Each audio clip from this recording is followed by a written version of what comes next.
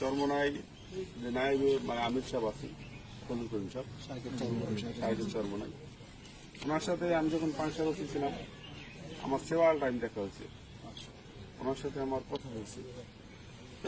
অত্যন্ত ভালো মানুষ, অত্যন্ত দেশপ্রেমিক, ইসলামের ঝান্ডাধারী যদি দুঃসময় কেউ থেকে থাকেন এই ভদ্রলোক ছিলেন। এই ভদ্রলোক যত ঝুঁকি নিয়েছেন,